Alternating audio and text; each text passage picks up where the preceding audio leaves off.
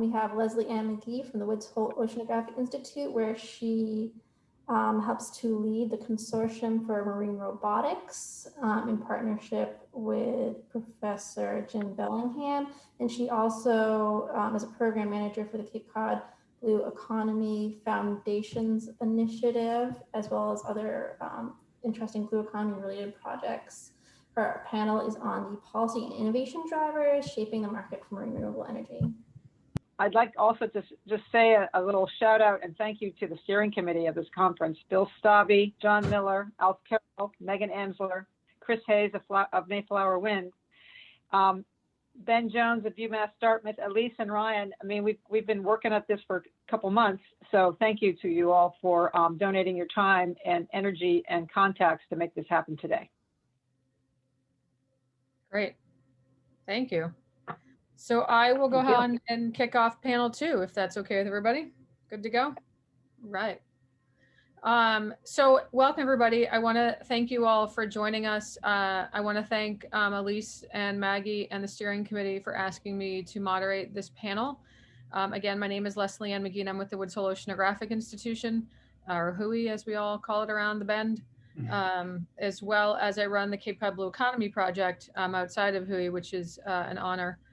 As well, and I've worked well with Maggie and all the other folks on here, and I'm great to see one of our CMR partners, Alf and Raytheon, on our panel as well, as to introduce some of the other panelists who I'm excited to hear from today. So just as a recap, the policy and innovation drivers shaping the market for marine renewable energy panel is this panel we are in. We are hoping to delve into government policies that incentivize technology advances, as well as collaborative models for technology development, which we all know is key to the success. Looking a little bit at market trends and also our favorite subject, which is permitting hurdles. Our panel today will progress from the international to the US federal perspectives and into the large business and up and coming renewable energy industry partners. So hopefully you'll get a little flavor from a wide variety of folks here on our panel. I'm going to give a little introduction to each panelist at the beginning of their talk, and I believe, Henry, you are up first. So if you all want to switch the slides over to Henry's, that would be great. Henry is the chairman of the Technology Collaboration Program for Ocean Energy Systems at the University of Edinburgh, which is a government policy group responsible for supporting knowledge exchange and collaboration between countries and organizations that are active in the ocean energy sector.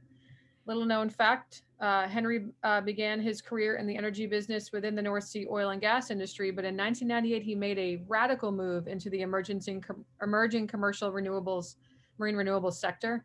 He is a specialist in ocean energy roadmaps, action plans, and strategies. So with that, Henry, we're excited to hear your perspective. Okay, thanks very much, Leslie, for that introduction, and thank you again to the conference organisers for inviting me here. As Leslie mentioned, I'm Henry Jeffrey. I'm based at the University of Edinburgh here in Scotland on a cold winter evening here in November, but I'm here to speak to you this evening about my role as the chairman of the International Energy Agency Collaboration Programme for Ocean Energy, OES. And so what I'd like to do over the next sort of 10 minutes or so is give you an overview of the International Energy Agency and the type of things that we do in our main aims and objectives, and some of the collaboration programs that we have in place for the acceleration of the sector.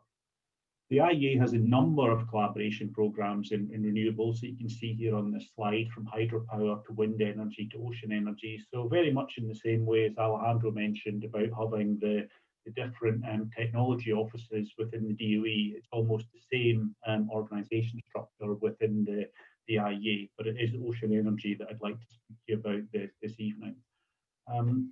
When we speak about ocean energy, I think when you're in the United States and you're speaking about MHK, you're mostly speaking about wave and tidal power. But within an international context, then it is a broader remit and a broader scope for the IEA. So they look at also tidal range, they look at thermal gradient or OTEC, and also salinity gradient. And although we're predominantly looking at this from a utility scale market, we also realize the real benefits of the alternative markets, and we really embraced the work that the US DOE has done on powering the blue economy that we'll hear about in the next presentation. And we have done forecasts to say if we do get the technologies and the policies correct, there is the opportunity to have around 300 gigawatts of deployed capacity by 2050 and a very significant number of jobs associated with that. If I look at the membership, then we do have almost 25 countries that are members of this organisation. And so when I think about that, I think the takeaway message there is that there are 25 countries with a real political will to drive this technology forward, whether it be in the utility scale market or the alternative market. And so if you're an industrial company thinking about development of the technology, it's not just a domestic market you have the opportunity for. There are 24 other countries out there that may be interested in adopting and importing your technology. In order to make sure that we are able to do the tasks in the most efficient and effective way, we do have, although we are predominantly a government-to-government organisation, we do augment that by having industry associations and research organisations and industry support the work that we do to make sure that the work that we do for knowledge sharing is of the most use for the entire sector. I'm now going to take you through some of the tasks that we have. We have 16 tasks running. I'm just going to cover 4 of them here this afternoon. And the first one is in fact, is our biggest task, run by the US Department of Energy, in fact, by Andrea Copping, that was in the last session, which is OES Environmental. And what we do here, building on the work that Andrea said earlier, is that the main objective here within the IEA is to make sure that there is knowledge sharing of environmental lessons learned at an international level, to make sure that a regulator or legislator in the US has got the same information as a legislator in Asia or in Europe, so they're able to make decisions in a very, very informed way, and so which has a great efficiency in the cost that's associated with the developer getting a permit, but it's also very efficient with regard to the time associated with getting your permit in place. So one of our flagship programs, in order to ensure there is that knowledge transfer at an international level, to make sure that lessons learned about the environment are transferred internationally, and we accelerate the sector without any unnecessary hurdles, and because the knowledge has not been shared. Moving on then to the next topic, which is then cost. And so I think it's well known that the cost of ocean energy is not competitive with other forms of more mainstream sustainable energy. And what we want to do here is to understand not just what the cost profile is within one company or one technology or one subsystem. We want to have that international understanding of where those cost centers and their innovation opportunities and cost reductions lie. And so we've done a cost study internationally. It's just being redone currently. And this is what we then use to take those current and future costs, feed them into market allocation models to show what the market share for ocean energy could be in the future. And so that 300 gigawatts figure I said earlier is based on the work that we do in these type of studies, which is really pivotal in order to give investors confidence and policymakers confidence to make sure that there is a clear path for the commercialization of this technology. Then moving on to the innovation itself. And so we have a task led by the European Commission, very heavily supported by the US Department of Energy, on stage gate metrics. And this stage gate metrics, very simply, is to allow people to make an apples for apples comparison of where innovations and costs are within different parts of the technology supply chain at different levels of technology development. And so basically that allows the technology that's being developed in the US to come to Europe and enter one of the European programs and vice versa. And so whether it's a technology in Korea or a technology in Chile, it's well understood by the decision maker, whether that be a public funding program like the US Department of Energy Water Power Program, or it be a private sector investor. It allows them to make a very, very informed decision with regard to understanding both the state of technology is at, but also what the performance of that technology is at that state, allowing the best technologies to come to the front of the development program. And then the final program I'll speak about within the OES work is on jobs creation. We heard in the last session a similar exercise for offshore wind. And I think it's fair to say that although all countries are interested in the carbon savings, they're interested in security of supply, they are all particularly interested in economic development and jobs associated with this. So we've taken a version of a European study done in France, which expanding that to an international level. And so whether this be something that's from a utility scale or a powering the blue economy alternative market scale, we're able to predict where the jobs, what the volume of jobs will be in the future and how different countries can develop their supply chains in order to enjoy some of those benefits and jobs. Now, I had mentioned that, the predominantly that 300 gigawatts globally is the utility scale market. There is, however, a real strong influence being given by the US work on powering the blue economy. And we have complemented that work by taking this on board at an international level. And we've got 2 reports that are currently being released on ocean energy in islands, showing the benefits and the challenges of incorporating ocean energy into islands and islanded communities, and then a broader report on alternative markets, looking at the opportunities that there may be in the future for a broader range of markets, such as oil and gas, desalination, aquaculture. In order to complement that, we're moving forward with new pieces of work, not looking at the market size for these, because we've found that particularly hard to predict, but looking at the market requirements or the technology requirements to enter in each of these markets, so that any technology developer who's been moving along their trajectory for the utility scale market is able to pivot very, very effectively by understanding the real requirements, whether you're going into oil and gas sector, the aquaculture sector, the desalination sector, understanding the requirements that they need to meet to move from the utility scale into that alternative market. I will wrap things up now. Sorry, I've moved forward too much. I will wrap things up now, but hopefully that's given you a view of the main aims and objectives of the IEE group and some of the work that we've done, whether at a utility scale or powering the blue economy scale. All of the information I've mentioned is in our annual report. Our 2019 one is on our website. Our 2021 is in production and will be published in January next year. So thank you very much for your attention, and I look forward to any questions either in the chat or in the discussion section at the end. Thanks very much. Thank you very much, Henry. That was really helpful for me to understand all the work that's going on. Just as a reminder, if anybody who's listening in or watching would like to ask a question, please use the Q&A button at the bottom of your Zoom screen. We'll collect those and ask them at the end of the session. So next up is Jennifer Garson, is that correct? Yes, all right. Jennifer, let's see here. So Jennifer Garson is a senior advisor with the U.S. Department of Energy, where she supports research and development in hydropower and marine renewable energy.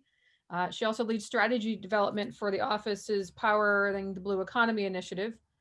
She focuses on increasing the impact of federal funding for supporting innovation, including leveraging non-traditional financial mechanisms. I'm really excited to hear about what DOE is doing and can't wait for your talk. So Jennifer, I'll turn it over to you.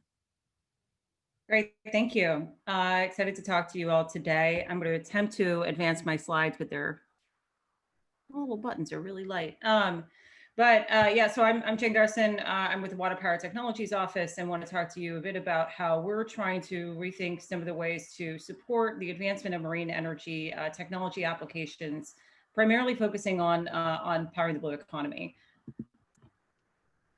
So for those of you who may not be familiar, the Powering the Blue Economy initiative was launched formally about a year and a half ago, but has really been an exercise of both customer discovery and trying to understand the energy requirements for blue economy emerging markets and the role that marine energy can really serve in those markets. So we have 3 interwoven goals for powering the blue economy that we believe really are interrelated, but are critical. Our first goal is to understand both the user needs and quantify the value of marine energy in some of these emerging ocean markets to accelerate marine energy technology readiness through near-term opportunities. And our third goal is developing solutions to meet the energy challenges facing our private and public sector blue economy partners.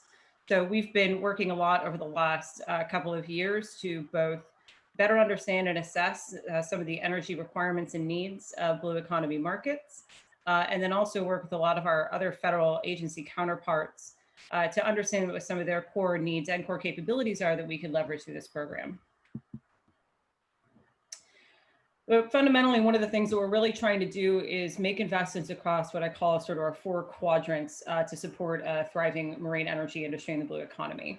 Our lab and testing facilities, so enhancing both access to these test facilities through programs like our TEAMER program, but then also investing in the critical infrastructure needed to really test and de-risk some of these technology applications as we look into further ocean markets.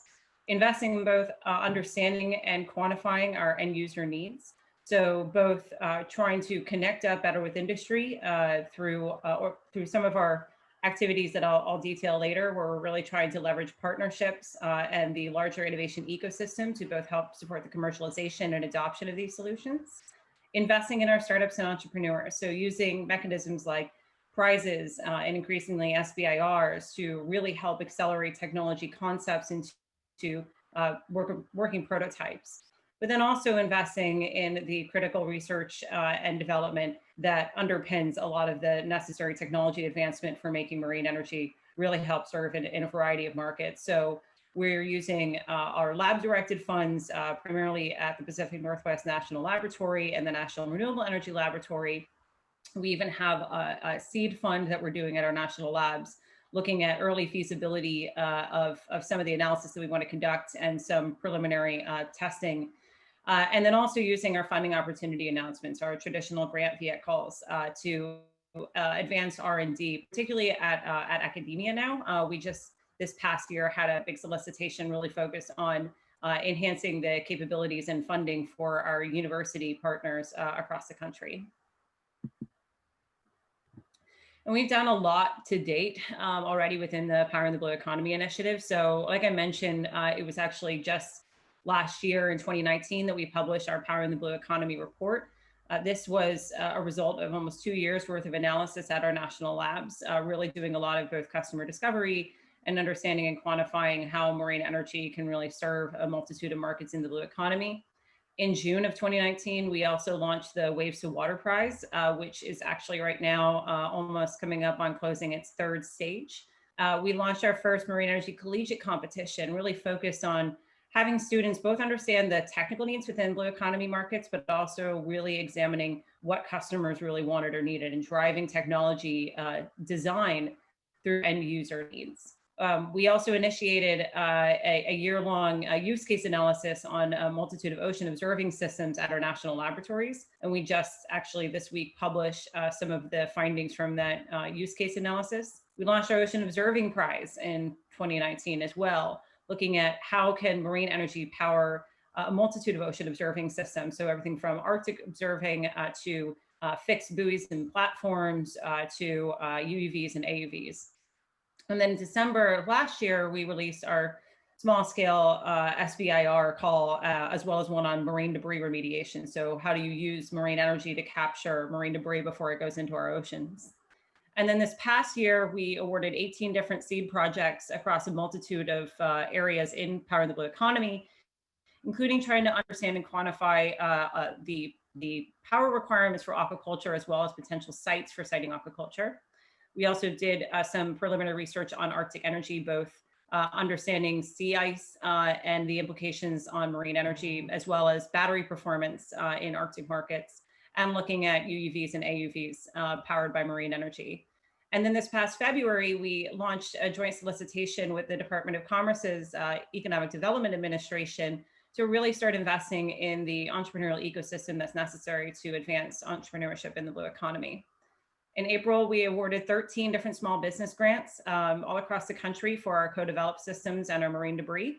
And then in June, we announced our theme of our Ocean Observing Develop competition, which is now open for competitor supply. And then what are we still doing now? Well, we've initiated 10 different research topics at the labs, including small scale wave energy conversion modeling. We also just announced this past week our 2 topic areas that we'll be doing in SBIR, which includes, again, doing our small scale wave energy or our small scale co-developed systems SBIR topic. And then we will be awarding other prizes both for Waves to Water. So Waves to Water's adapt stage will end in just a couple of weeks. We'll be announcing our awardees sometime later this winter. We also are launching a new network, which I'll get to in just a second, really looking at how can marine energy serve remote and islanded communities by leveraging our national laboratories and community-based partners to both work alongside communities across the country, particularly those who are vulnerable to energy threats and disruptions, and understanding how marine energy can help serve those communities. So we do have a lot of existing collaborations on the marine energy side. One of our partners for the Ocean Observing Prize is NOAA. We've been working really closely with them to understand the power requirements needed for hurricane monitoring and use that to inform our rules document for our Ocean Observing Prize. Like I mentioned, we've partnered with EDA. We've also been partnering with the Navy and others to do more testing of some of our systems. But the 2 that I really wanted to highlight today is our EDA grant. We made 7 awards this past year. It was actually EDA had not done an industry challenge focused on a specific area of the economy, but we partnered up with them.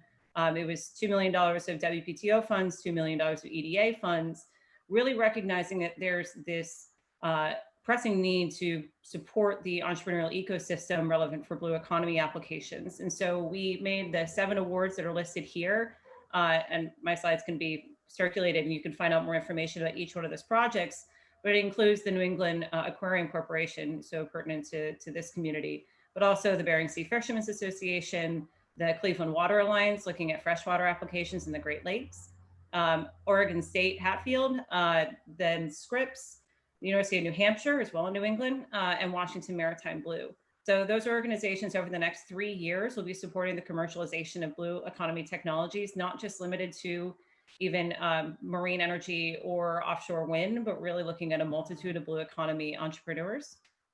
And we're looking to increase the connectivity and collaboration between our blue economy stakeholders. So we'll be working with our 7 selected partners to understand what's really working and not working to help support blue economy entrepreneurs as they seek to have their technologies commercialized and adopted by end users.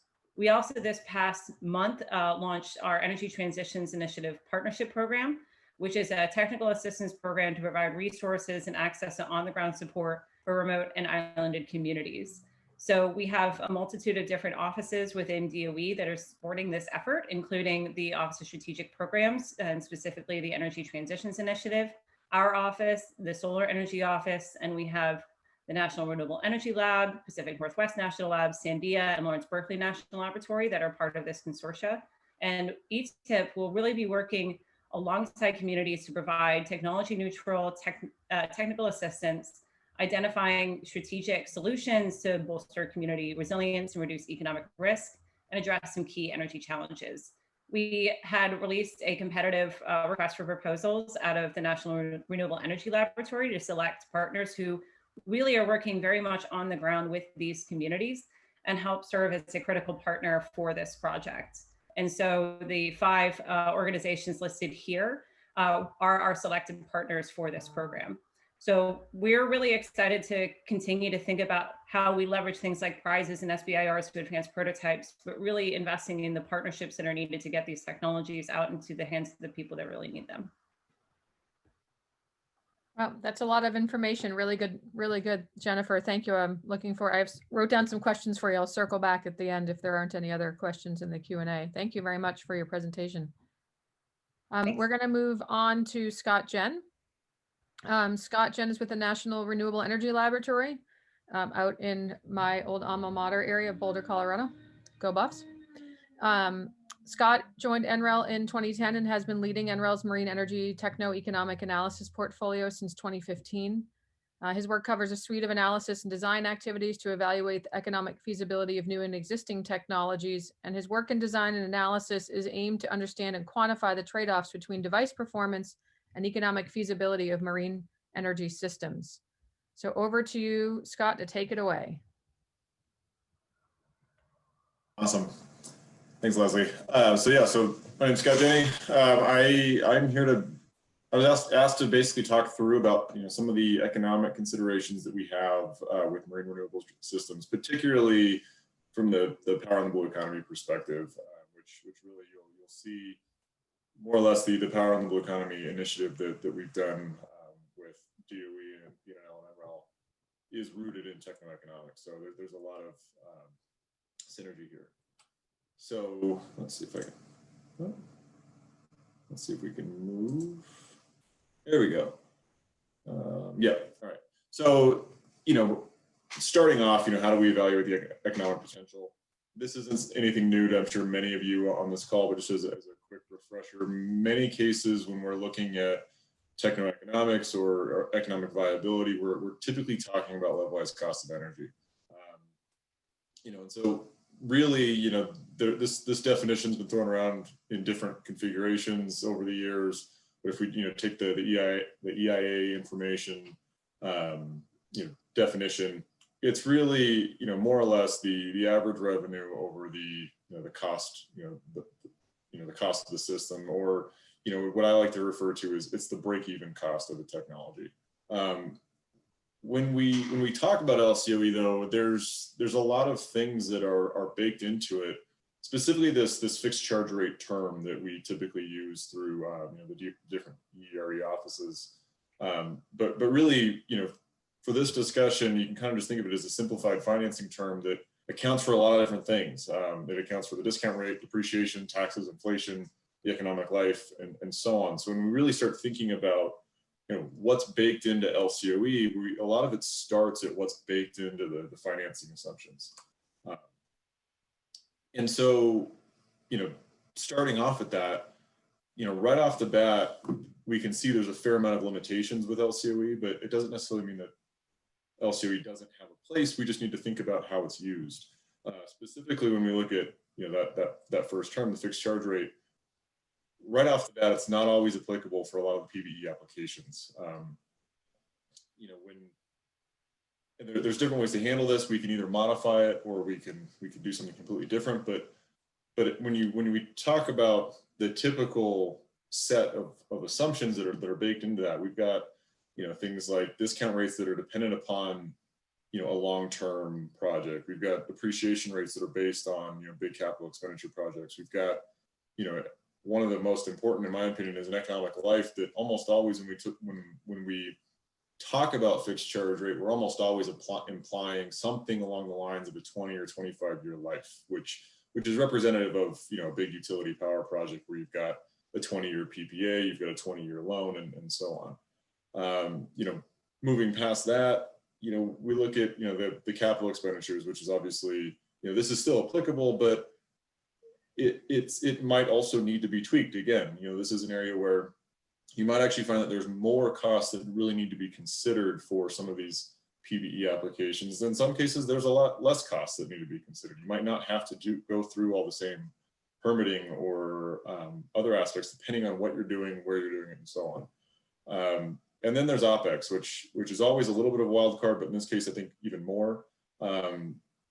In many cases, in some applications, when we talk about PBE, they're truly a set it and forget it type thing, meaning you're going to put it in the water and it just has to work. You're not going to be able to go out there and touch it because you don't have a big array, you don't have a big system in place to really do a typical quote unquote maintenance cycle, if you will.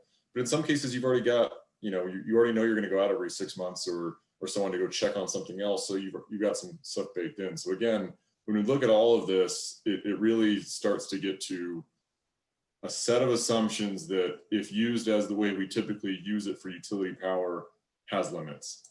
But those limits are really, in my opinion, what provide the opportunity and what really got us originally thinking about PBE, and where I would argue is where the opportunity for PBE still is and came from is, we can go down these three examples that I use.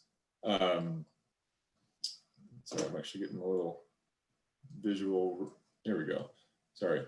So when we, again, starting off at the fixed charge rate, as I mentioned, not all these technologies, in the case of observation systems, these might be something that, you might not necessarily finance. You're maybe think of it more like a typical commercial product where you're essentially going to write a check and you're going to own it.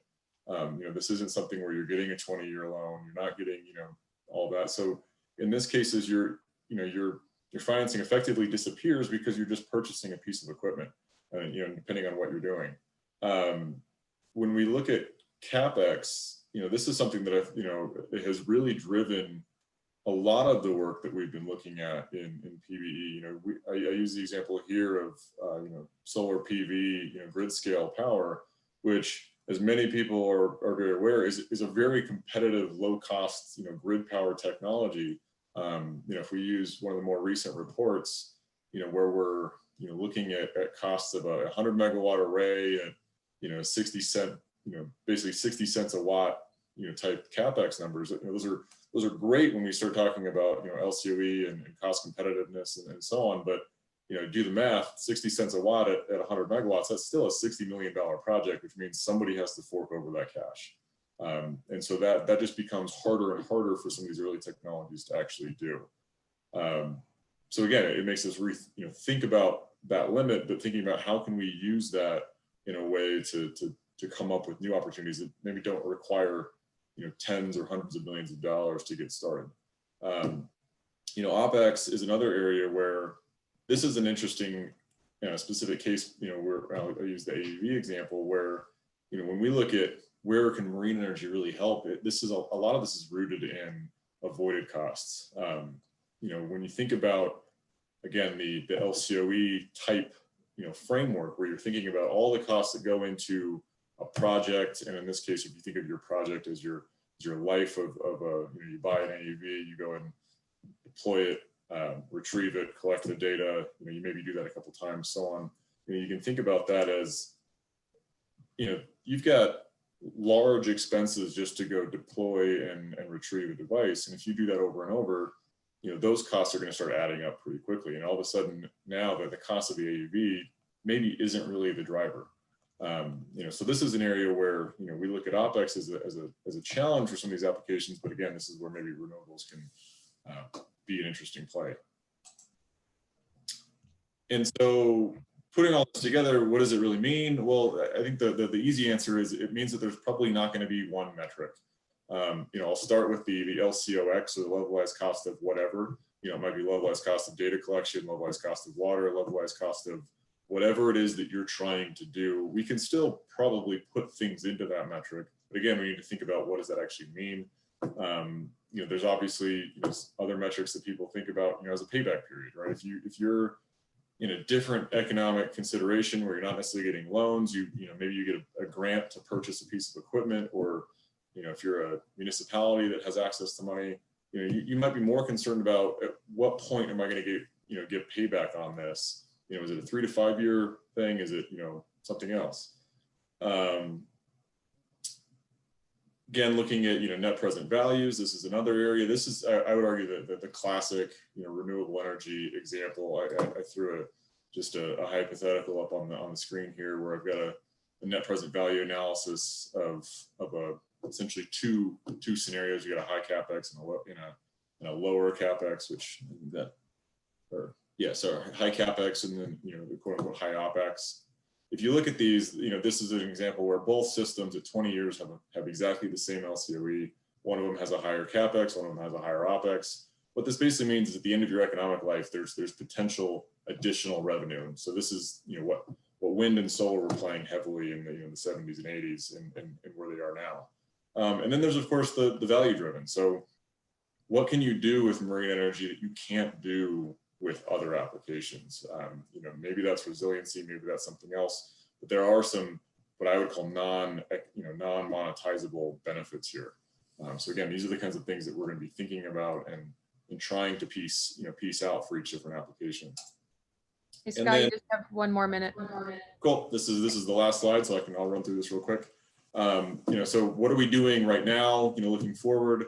We've got a couple of real near-term things that we're looking at to try and integrate this into our system. So we've got upgrades in SAM right now. Probably the most notable that we're near term is we're integrating the MHK Atlas system into our SAM platform, which is the system advisor model. That'll enable us to use a whole lot of different, a much larger number of resources, get more accurate data as Atlas gets upgraded over time and so on. We're going to be leveraging a lot of the stuff that's already been in SAM through wind and solar and other technologies where pulling in, looking at things to allow us to do more traditional cash flow models that are a little bit more flexible given different scenarios.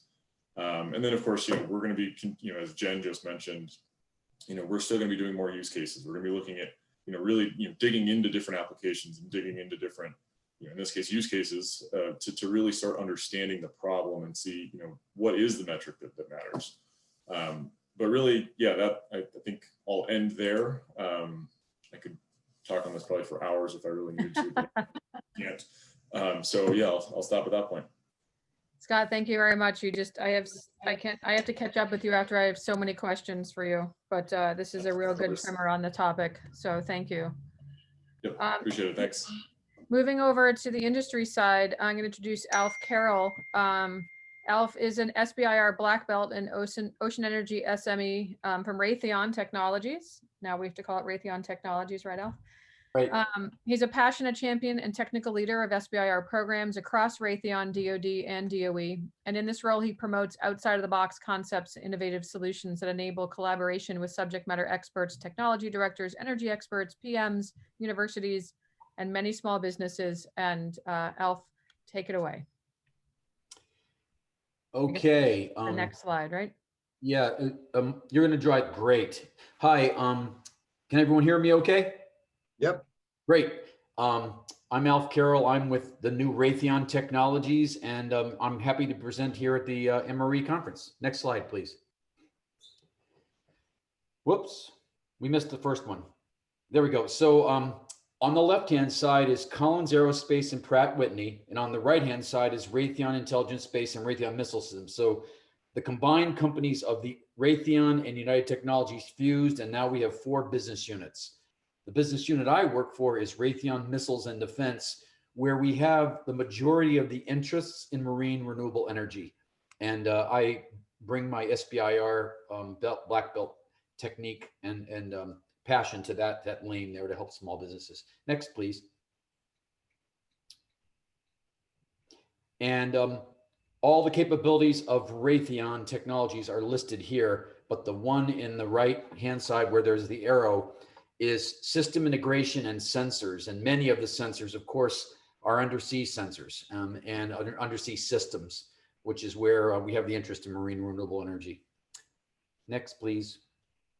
And this is important because it's how we roll. And I know this is a little off color for what we're doing today, but these values really, really matter. And I could talk about each one of these specifically with respect to the small businesses and universities that I work with in marine energy. But the trust one is real important. We have to understand that we can trust each other and partner and help each other go down the road together. Collaborating and innovating together is unique for each different relationship that we try to help small businesses with, and again, in marine renewable energy in particular. And so this is a real, it's not just words, we really mean this. And this is why I'm proud to still be a Raytheon Technologies employee after 17 years. Next, please. And this is everything we do in the Raytheon Missiles and Defense Group. The lower right-hand corner, naval power, broadly encompasses the areas where we have the most interest in marine renewable energy. Next, please. So what I'm going to do now is take you through a subset of a whole detailed drive-through on SBIR. And this is going to just be about SBIR here in STTR at the end. It's one color of money that can be very beneficial. And you already heard it spoken about a couple times today by a couple of the other speakers, including Jen, very well. And then it's a growing area, and it's a place that the DOE agencies can fund things that could collaboratively be lifted and augmented by another agency, such as NOAA, such as the Navy. And so there's a real synergy here. And the way this contract vehicle is set up is each one of your contracts that you might win, the first time you win it, has a $3 million cap on it. And you can, with the proper support, keep going on that same contract vehicle up to $3 million for each one that you win. And the scope of the work can actually pivot and change during that entire journey. So there's a lot to be, that I could describe there. And again, there's 11 participating agencies, and many of which have an oar in the water with respect to marine renewable energy. Down the bottom, just a little arrow there about STTR. STTR is the smaller cousin of SBIR, where a university such as UMass, Dartmouth, participates and supports a small business with their efforts. And I have met with some folks at UMass on that topic as well. Next, please. And it's a 3-phase program, phase 1, phase 2, and phase 3. Phase 1 and 2 are funded by SBIR dollars, which come out of basically a tax on every participating agency's research and development budget every single year. Phase 3 is where the arrows are pointing at. This is where you want to get to the end game. You want to get to a customer. So in the case of today's conversation and today's conference, it would be a place where a Navy program took aboard marine renewable energy to power UUVs or AUVs, or NOAA took it aboard in one of their programs to power one of their sensor systems or a main program. Now, it can also lead to commercialization outside of the federal government, and it intends to do that. And the little point I'll make about Raytheon there is we're a much more commercial company now that we have merged with the former United Technologies. So I think the commercial spectrum there for Raytheon to participate and help small businesses roll their technology out across the globe is much larger than it was a year ago. Next, please. And this is just a process of how we interface. When a solicitation comes out, like you heard Jen mention earlier, the SBIRs, they issue something, and we review that, see if Raytheon's interested on the left-hand side. And as you go down the right-hand side, we figure out how we can communicate with different small businesses who might be interested in participating and having our support. And the arrow points down on the top to the letter of support, the LOS. That's an official letter from Raytheon that says why we think your technology is great. And I could list off all the companies that I've worked with in marine energy that we've written letters of support for, but there are over 8 of them that we continue to support and help over the years. Now, I'm not going to name them all. That would be inappropriate. But when you get an award, the green box, then you can continue onward. And this is, again, is just the phase 1, just the 150 to 100K size contract. Next, please. Now, if that development's successful, you get on to phase 2, which is where you're talking about $1 million to $1.5 million per contract. And this, again, is where we step up the whole collaboration aspect of working together.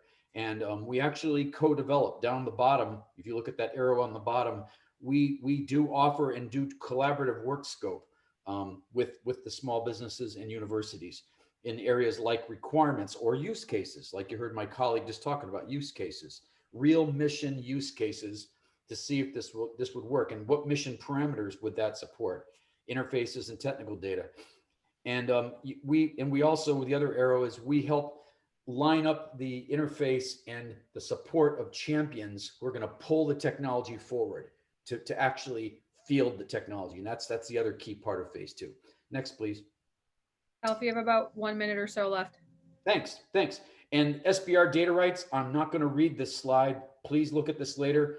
This is here because we understand how to protect our partners' IP that can come from this program. And it's a special program from Congress that gives you data rights with the government's investments, a really great little program. And we understand that and advocate for that.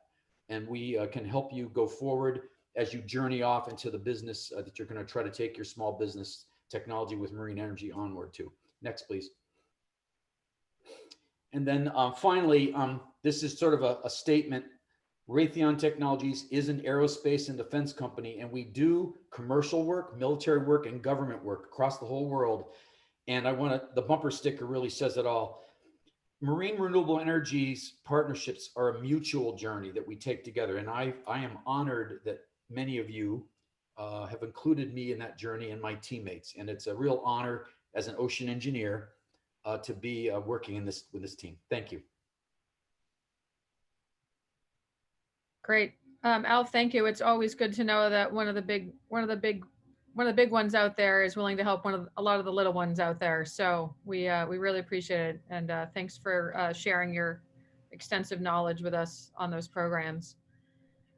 I'm going to move over to Walter now for our last speaker. So Walter, hailing from the beautiful Key West, Florida area, I might add, Walter Schurtenberger is the founder of Hydrokinetic Energy Corporation. He'll give us his perspectives as it relates to their stated moonshot, which I got off of their website, which I think is awesome, is to make, everybody should have a moonshot in their life, right? Make their hydrokinetic turbines the most efficient and environmentally friendly current energy converters available. That is a goal. So Walter, tell us how you're going to do that. Thank you for the introduction, Leslie. I hope everyone can hear me. So good afternoon, ladies and gentlemen, and welcome, fellow savers of the world. I am honored to be on this panel with such distinguished co-speakers. Next slide, please. As some of you know, the College of the Florida Keys won the Moonshot Award in the Marine Energy Collegiate Challenge. This project was called Neptune Rising. My colleague, Dr. Patrick Rice, and I mentored 12 students from different disciplines of the college to develop this concept. The Neptune Rising concept is a moonshot concept for offshore marine aquaculture and a power production operation. The concept is designed to operate in the offshore waters of the Florida Current, 35 kilometers south of Key West. The facility will harness multiple forms of marine renewable energy: 1, ocean thermal energy conversion, OTEC; 2, hydrokinetic energy; 3, offshore wind; and 4, offshore solar. The marine aquaculture component of the operation will utilize the cold, nutrient-rich water from the OTEC plant to grow all the required live foods, which is microalgae, phytoplankton, zooplankton, herring, anchovies, and sardines, to feed the target species, the bluefin tuna. Employing an integrated multi-trophic aquaculture model that harnesses the metabolic energy from the target species, which is the tuna waste, as it cascades downstream through the various trophic levels from the tuna to the Atlantic pearl oysters, to the seaweed, and to the coral. This structure is equal to 8 Panamax supertankers, or 2,000 feet long and 400 feet wide. Hopefully we get to build it someday. I also want to especially thank Mr. Alejandro Moreno and the WPTO for organizing this competition, and mention how thrilled our students were when we won the Moonshot Award, and how incredibly motivating this is for our young mentees. Next slide, please. Our design and research and testing facility is in Key West, Florida. The Gulf Stream, the most powerful ocean current in the world, just outside our doorstep, is what inspired us to find a way to harvest this enormous amount of energy. We started the project a bit differently than most other developers do. We proceeded to design a different way to extract the maximum amount of energy possible from any given flow velocity. The idea that came to mind was, when we have only 1.5 meters per second of flow speed available, we need to accelerate the flow velocity to amplify the output. The accelerated flow will increase the rotor RPM, allowing augmented extraction of torque, energy, and increase the electrical generation. In the right image, you see a rendering of our 3rd generation turbine and our patented wildlife and debris excluder. And we are currently testing prototype number 4. A little more about the excluder in a little bit. Next slide, please. Based on my experience in hydrofoil design, we developed a float acceleration technology by using advanced hydrodynamics and designed a shrouded turbine. Numerous computational fluid dynamics or CFD analyses confirmed we were progressing in the right direction. After many redesigns and optimizing the turbine, results showed that our latest versions accelerate the ambient flow velocity up to 300%. This has not been achieved previously. In view of these results, of course, we filed for IP protection. The principle to achieve this flow acceleration is the Bernoulli effect.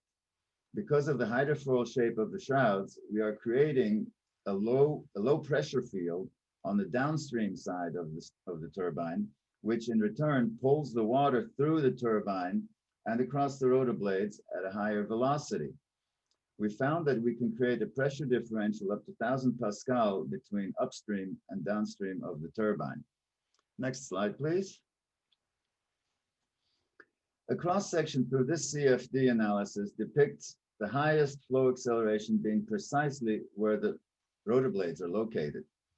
The ambient flow speed is 1.5 meters per second, and the accelerated speed is almost threefold, up to 4 meters per second, as indicated by the warm colors yellow and red.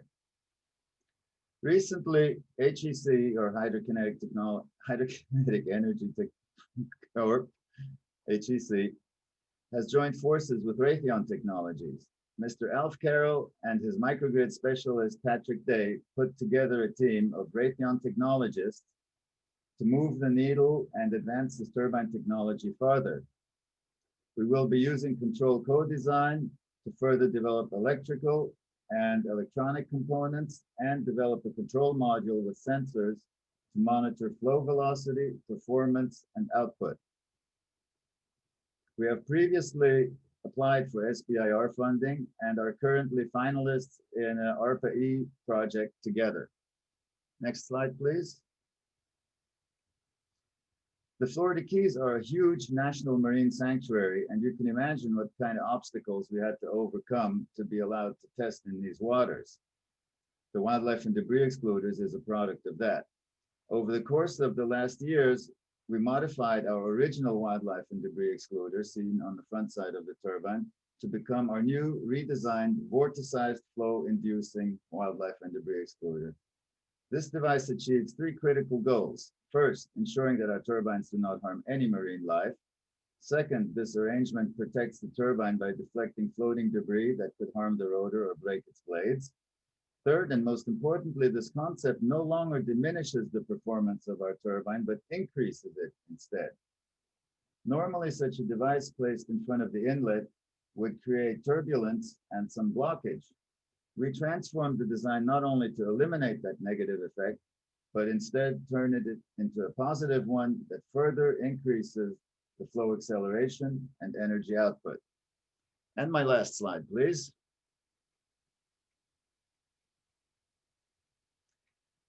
This is the latest news from Key West, where we are proud to contribute to the advancement of hydrokinetic energy. And I would like to close out by reciting a quote from Da Vinci that applies very well to all of us developers.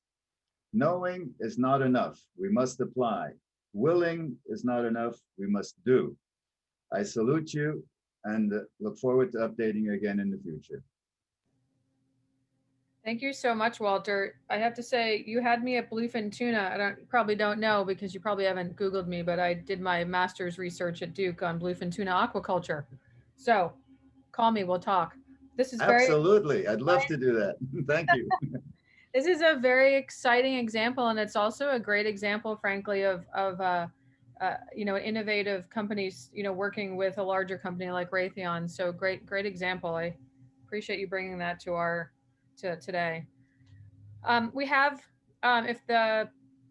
if the conference coordinator can actually just put up the first slide of that deck, that would be great. I guess that would be Ryan, correct? Yeah. So there are a number of questions. We have about 6 or 7 minutes for questions. So I wrote down a number of questions. I'll ask the one from the Q&A first, because of course everybody should come first who put questions in there. Hold on a second. All right. So we had a question. I think this is actually directed towards Scott. So Scott, if you're still there, and maybe everybody can turn on their videos for us here, all the panelists, so we can see each other. That would be great. This is a new world that we're living in here. So thank you very much, panelists, for your presentations. These are great. Scott, I believe this question is for you, and it says, and I didn't write this, I'm reading it, so I don't know if you can see it in the Q&A, but it says, not to be preachy, but if we have 8 to 12 years to avoid large irreversible impacts of climate change, shouldn't the new measurement of cost be life cycle CO2 emissions rather than LCOE? The goal is to eliminate CO2 emissions, and LCOE doesn't capture sea level rise, population relocation, crop yield declines, etc.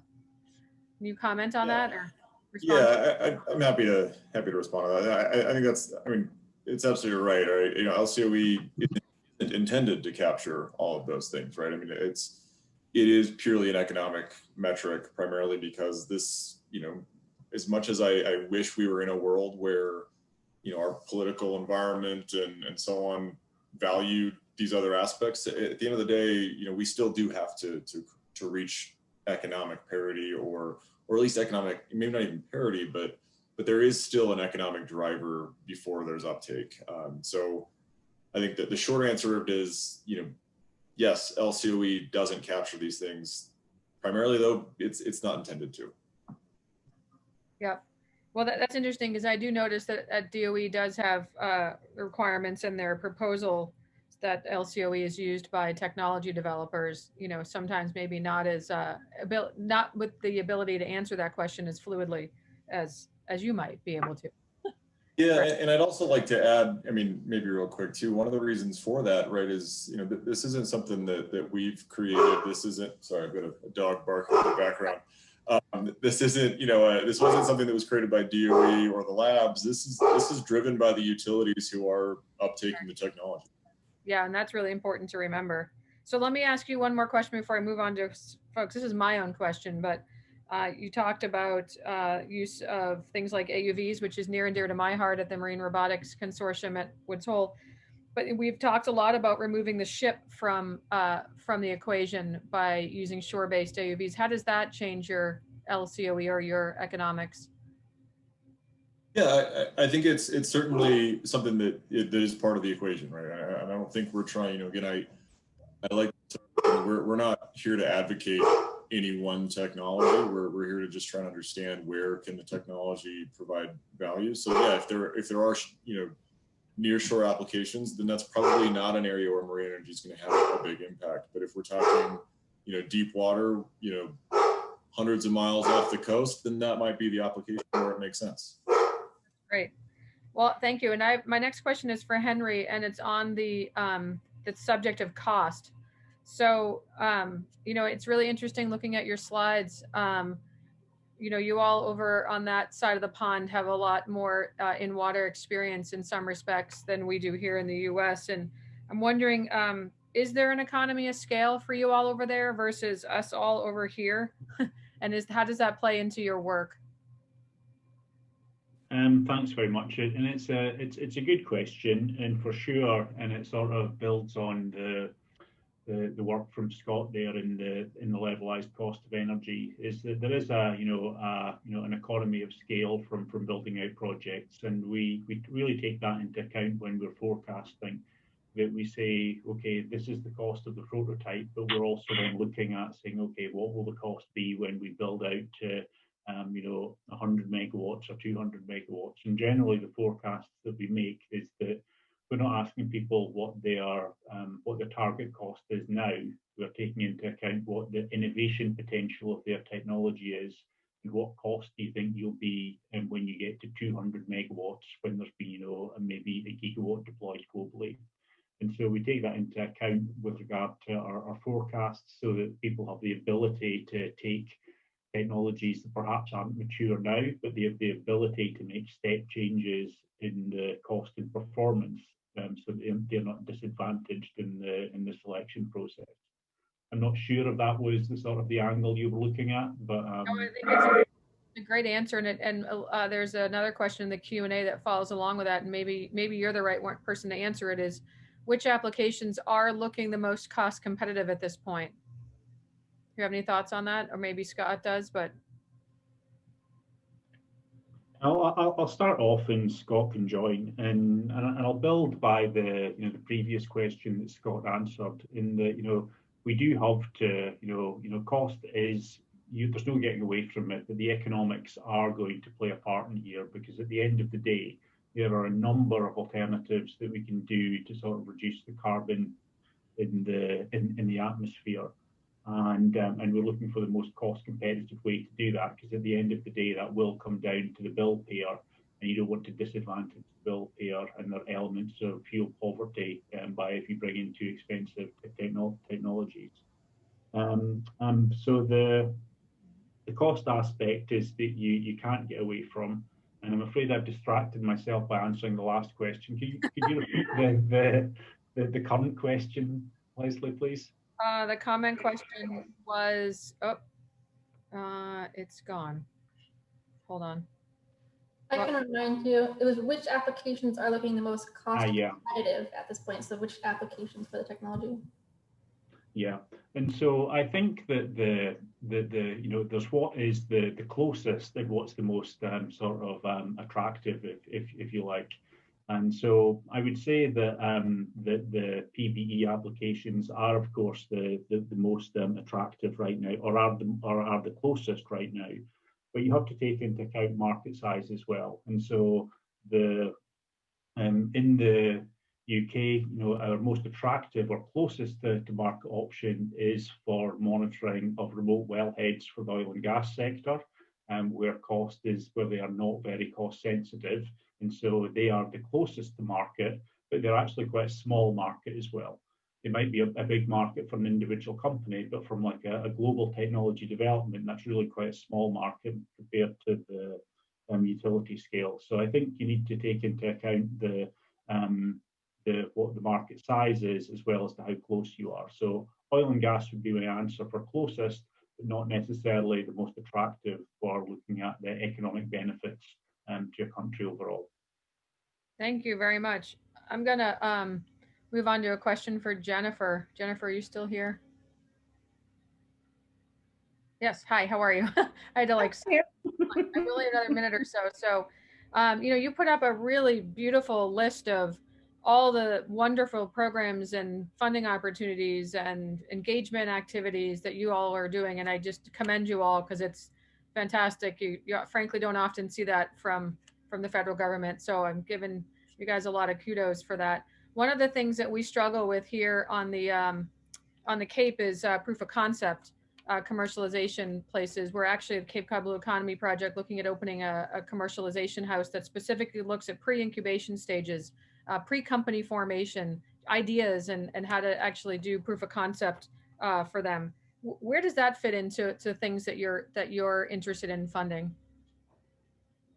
There are a couple different pieces. So for one, and actually I saw the notice just went out that we just opened up our second request for technical assistance, but we launched this past year our Teamer program, which is providing access to testing and expertise at both universities and the national labs nationwide. Because one of the biggest things when you're talking about pre-commercial applications is having validated data and claims that have been validated by external parties is really critical on a commercialization pathway.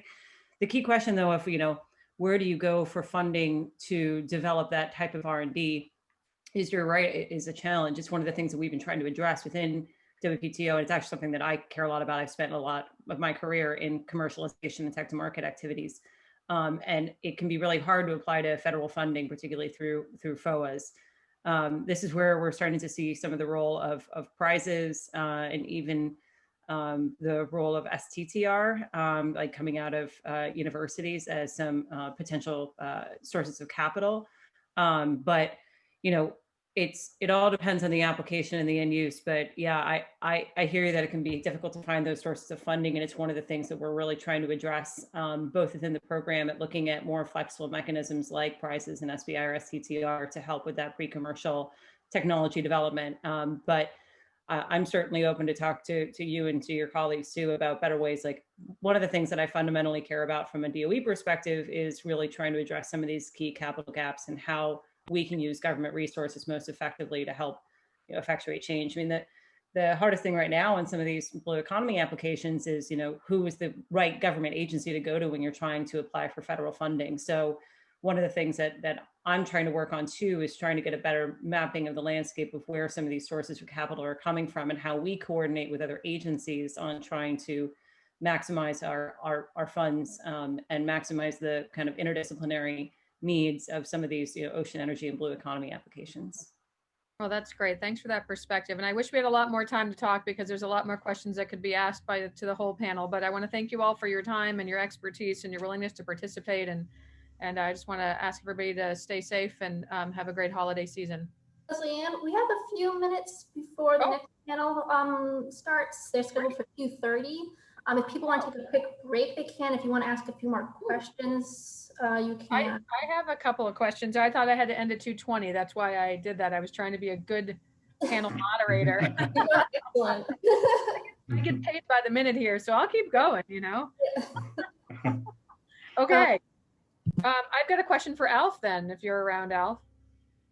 So sure, go ahead. I am wondering, you've done a lot of work in SBIR and STTR, and again, CMR, who we partner with Raytheon all the time, not for those purposes, but we know how interested you all are because it does take it's difficult in a very large company like yours to have those sort of truly entrepreneurial things going on, and you're doing yeoman's work to make sure they're happening. But if you were advising, which I know you do a lot of companies before they come into the pipeline for SBIR and STTR, what are some of the pros and cons of each that you see, and how would you advise someone with an idea of what they should do next?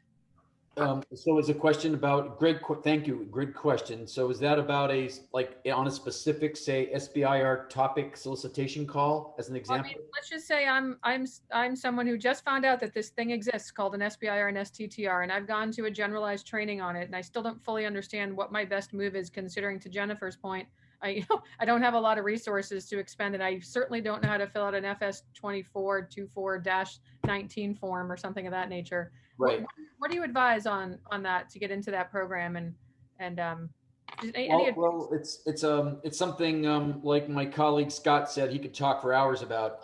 There's so many facets to your question. But I guess the personal thing I'll say.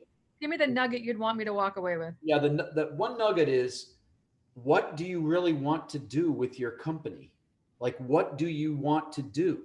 Not just, this cool widget we've built and we've got a design of it, we want to get money. You got to go beyond that. You have to really know what your company. So when you understand that, you can start to understand your own culture. And that's where a journey can begin with, let's say, us, to help them navigate that and decide which would be a good solicitation approach or not. And then I guess the other thing is to build as broad a network as they can with the limited bandwidth that they have, with the right people. And like for example, Jen's really trying to move the needle in WPTO. Like think about what she's got to deal with and how she's trying to move the needle, and see how maybe what you're up against could be a good use case for her to think about. It's relationship development and knowing your culture, basically, in a nutshell. There's also phase 0 support. So pre-phase 1 applications for SBIR, STTR is available at every federal agency. DOE is still trying to catch up to others like NASA and the Air Force that have been better utilizers of phase 0. But phase 0 assistance is available for every applicant. It's basically an organization that will help you apply and demystify the application process, because you're right. Like, what is a SAMS number? What's a DUNS number? What's this SF424? What are all these complicated forms? Through DOE, there is phase 0 assistance provided at no cost to the applicants to help you specifically apply and navigate those. That's great. Actually, so I knew there was state matching money, state matching money to help companies with SBIR, but I didn't realize there was a phase 0. Boy, I learned something today. Well, thank you. Jen, I have a bunch of follow-ups I'd like to do with you, Jen. And I guess the one other thing, Leslie, and just to add one more element to that question you asked, it's not necessarily about one agency. And we were just discussing it a minute ago. Multiple agencies have an oar in the water with respect to marine renewable energy, but nobody exactly fully owns the whole completion of it. It's not just the energy, it's the application of it, right? For sure. So my vision, my personal vision is maybe there'll be a shared investment strategy between NOAA, Navy, and DOE, and there'd be a way to share the different investments that they can each make that can move the needle forward for marine renewable energy and start to take a chop out of the carbon in the future too. We're working on it. It's the same thing. USDA has funds, so does ONR, so does NSF. We've found that there are a multitude of agencies that are actually supporting this through SBIR.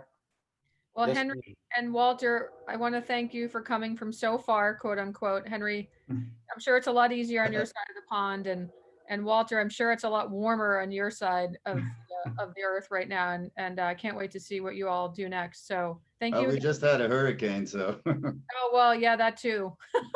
Yeah, I think you've had 26 hurricanes this season, which is incredible. So Yeah.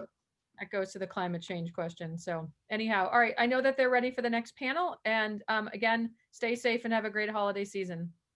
Thank you very much, everyone. Great, thank you. Bye-bye.